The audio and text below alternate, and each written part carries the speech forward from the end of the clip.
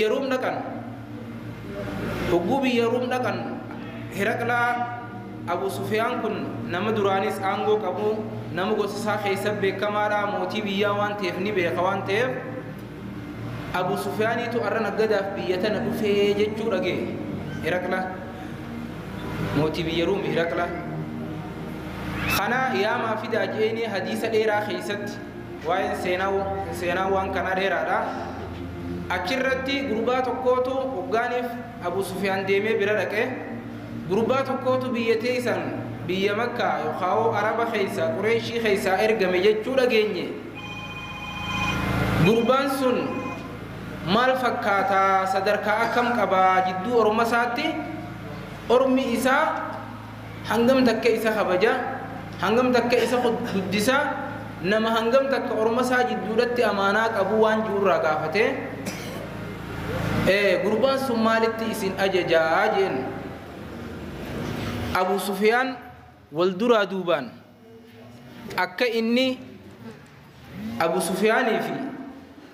nabiin keenya alayhi salaatu wassalaam yeroo sanitti yeroo nabiin keenya ergamu sanitti Abu Sufyaan hin amanne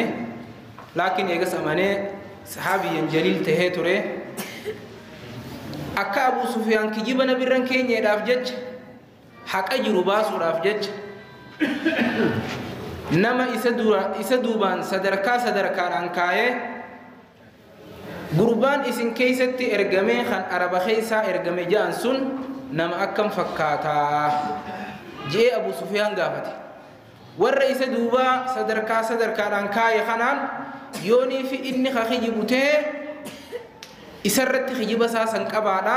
akka inni karaarraan beeyne haasawa isaa keessatti jee isa duubaan sadarkaan kaaye jechuudha nama isaa wajjin dhufe naggaadota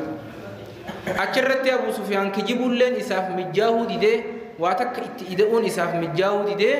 maal jeen gurbaan sun nama gaariidha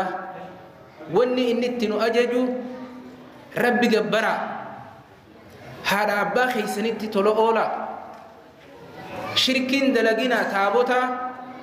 taabonni gaa yeroo san sadarkaa qaba akka biyyaatti biyya guutuudhaatti beekamaadha keessaa'uu Makka keessatti hedduu beekamaadha taabota irraa fagaadhaa nuun ja'a rabbi gabbara haadha abbaa keessanitti tola oola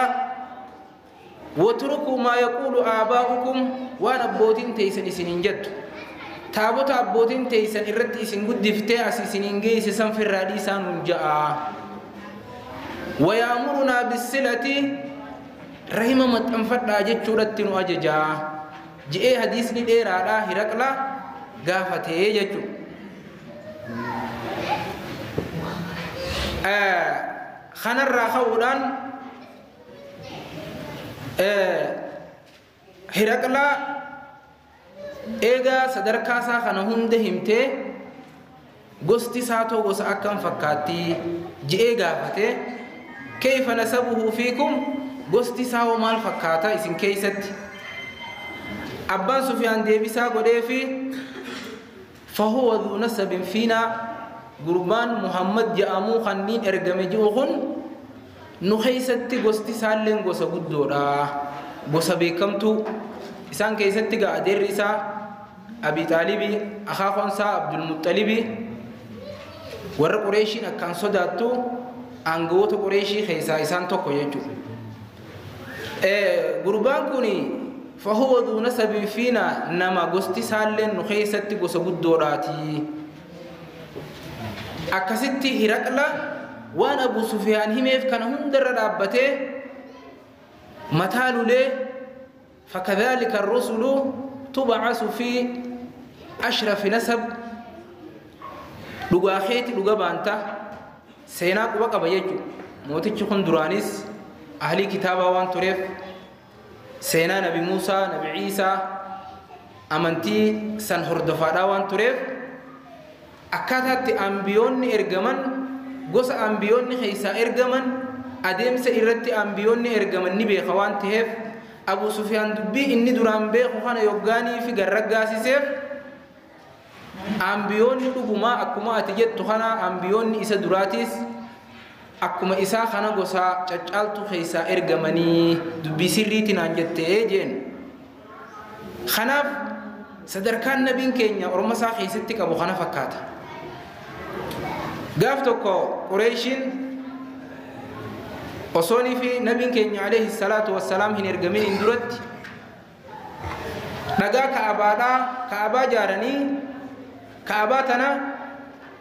dhagaan tokko irraa hafee yookaan dhagaan Hajarul Aswad kan jedhamu jaarma yookaan dhaaba Kaabaadhaa keessa eega Kaabaa jaaranii booda dhaaba Kaabaadhaa keessa kaayuudhaaf Qureeshiin gosa hedduudha waan ta'eef irratti wal dhaban gosti hundinuu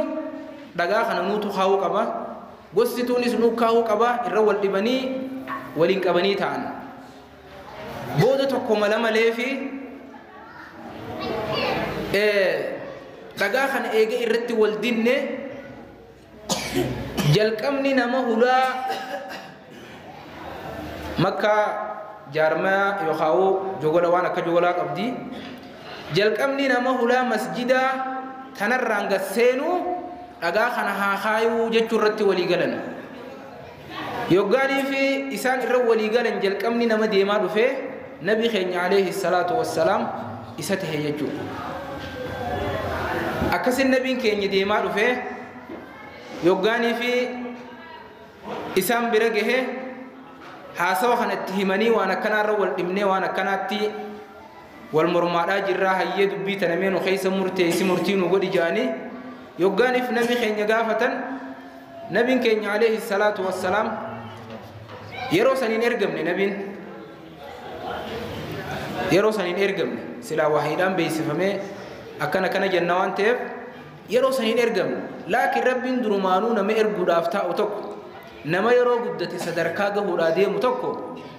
durumaanuu hikmaa keessa kaayaa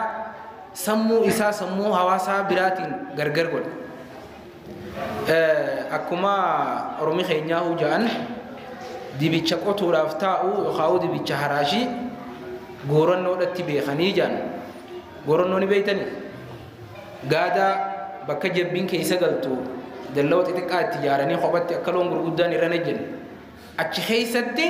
osoo inni guddanne beekanii akka ormi keenya jaan san nama jalqaba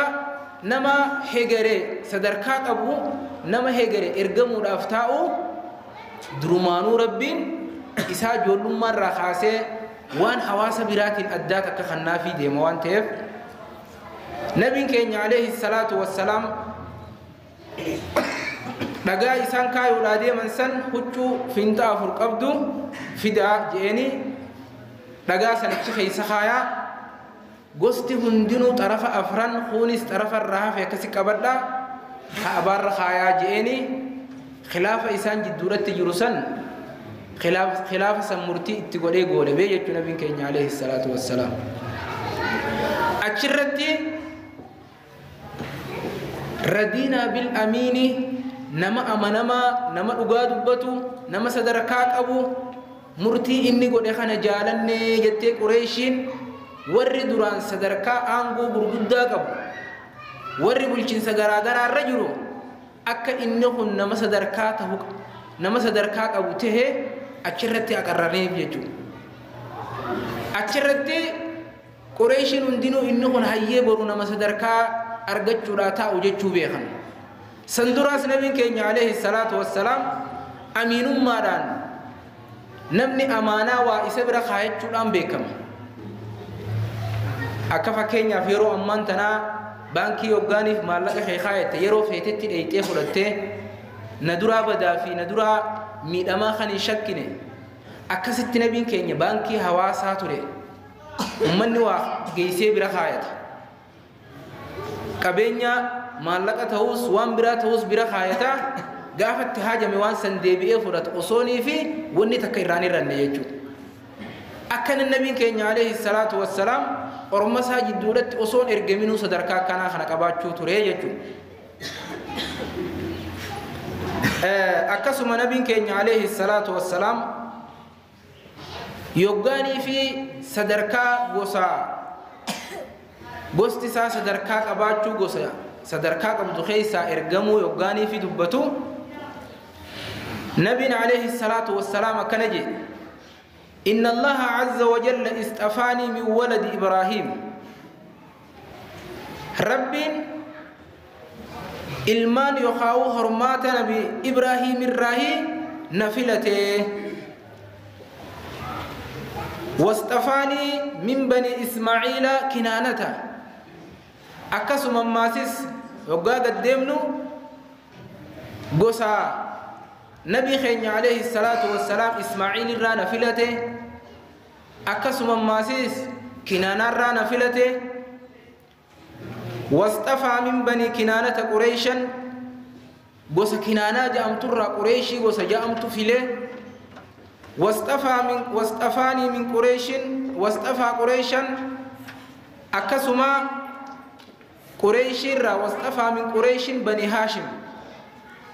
قريشي قصا جامت الرا قصا بني هاشم جامت قريشي لا قديتي فله واصطفاني من هاشم أنا أمو قصا هاشم جامت الرا هند لديه جاء نبي كين عليه الصلاة والسلام حديثني صحيحة أكسم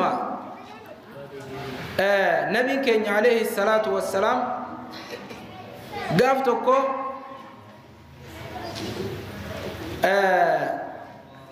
كليب بن وائل جاني وهي قصة نبي الرايوغاني في أديسو حدثتني ربيبة النبي صلى الله عليه وسلم انت لا تكتن نبي قدسه قدفمتو نبي ججر أنت بيكمتو قصة نبي ننقى فديجي نبي عليه الصلاة والسلام أكان من مدرة سنبي قصة إساء مدرجة أمتي مدرس قصما نبي را أكما درسي دبرت خيسا لالي قصة وصود يمتو عدناني قلت الراهي جنان فممن كان إلا من مدرة يوم مدرر رانتين دبو قصة تمي نبين جئي صدركا قصة نبي يوغاني في دبتان صحابوني كانت وديسان من بني النذر من كنانة مدرتن كنانة قلتي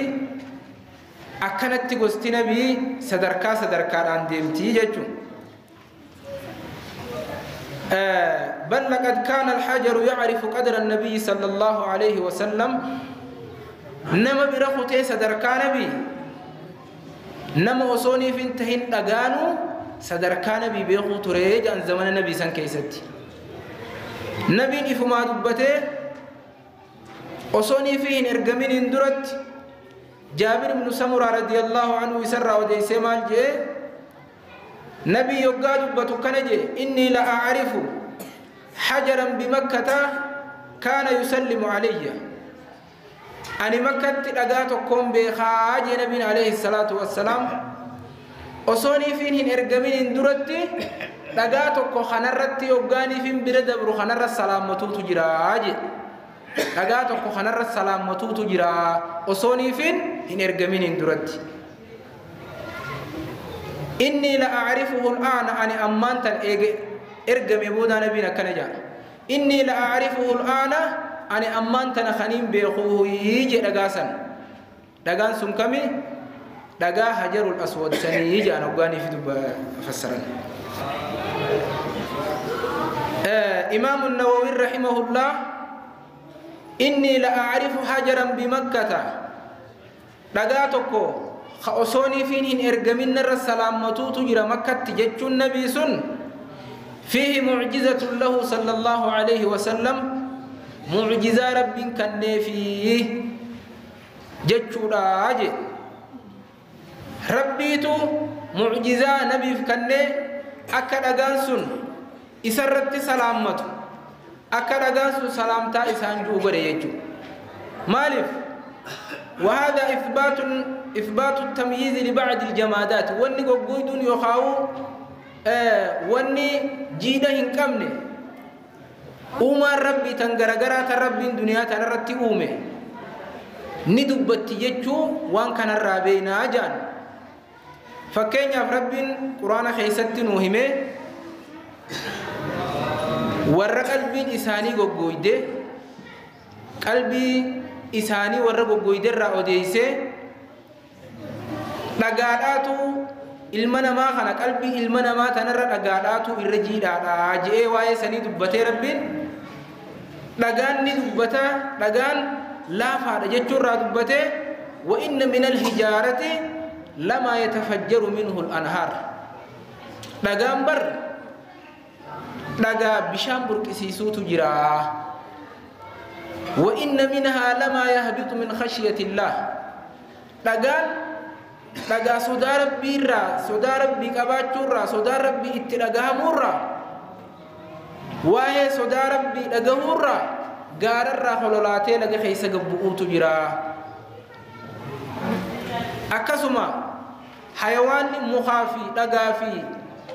wanni afaaniin hin dubbanne tan dhiigaa fi cumaa hin qabne tan garagaraa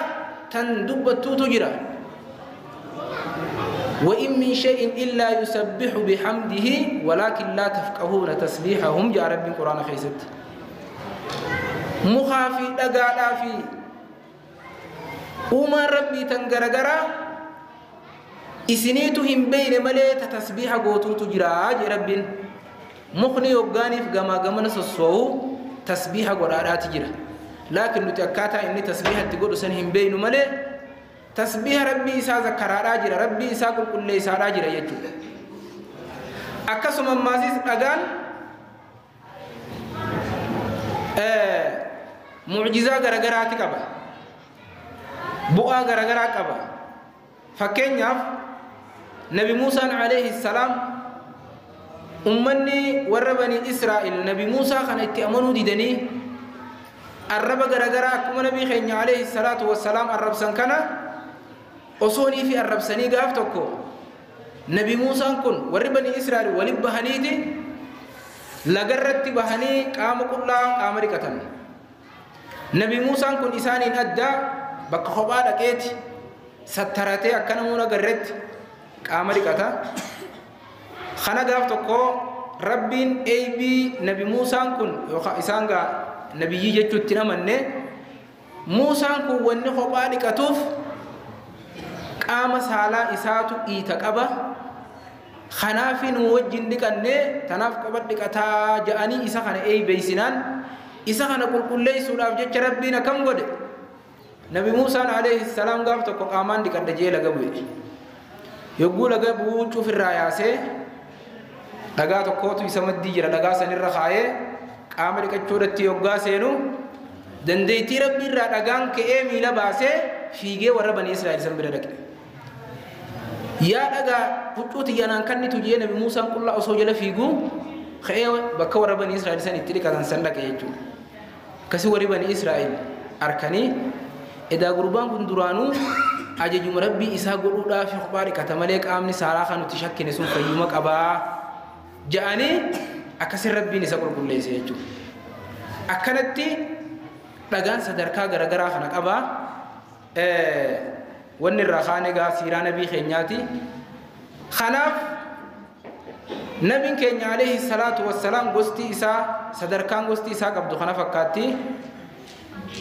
لمرتي درسي تاني نقول من إن شاء الله نبي كني خاتم النبيين في تيتين جرا خنا ملء بودي أنبيات أنبيوت إسان درتي إرجمن هندا نبي نساني قولبي رجان دبي خنا نبي عليه الصلاة والسلام حديث سيا خيس دبته كان جه مثلي ومثل الأنبياء قبلي فكني خيافي فكني أنبيوتنا أندرتي إرجمني كمثل رجل أكفكي غربات كوتي منها جاري جارما الرافته بوتا بلوكيتا تكو ملي جارمي سنبريچه ormi bareedina mana sanirra ajaa'ibani mana sani isaan shirjaani laalani manni numa bareeda laakin osoonii fi bakka bulukeeta takkitti tan cufanii islaamanni kunni bareeda ajaa'aniiti je bulukeenni tokkichi sun ana je nabiin alayhi salatu wassalaam bulukeenni tokkichi sun ambiyoonni nan duratti dabran isaan hundinuu ani بود أنبيوتاتي نبيين نابود انجرو فكيني بلوكيت سنيسون أنا تو أنبيوت سنقول بيجي خناف ور سيرا نبي ساني برتي سيرا نبي ساني تيمبوهري سيرا أكسم سيرا صحابتا سيرا أمتك غاريتي نسيتيمبوهر رب إنه هقولو إن شاء الله رمضان خينياس نور حكيبلو إن شاء الله درسي تاني تفول درا خيست بفتي نبي خينيا مكان نبي خينيا ما لتفقاتو إن شاء الله تديمنا رب نور حكيبلو تيسومتي سنتاس تيسنتان بورو ورجنة خيست تاو ربي سناغور تيسومتي سنتاسي تانا تيسوم ورجنة تربي سني عيسابو خنافقا أسمرت تمر إن شاء الله وآخر دعوانا أن الحمد لله رب العالمين السلام عليكم ورحمة الله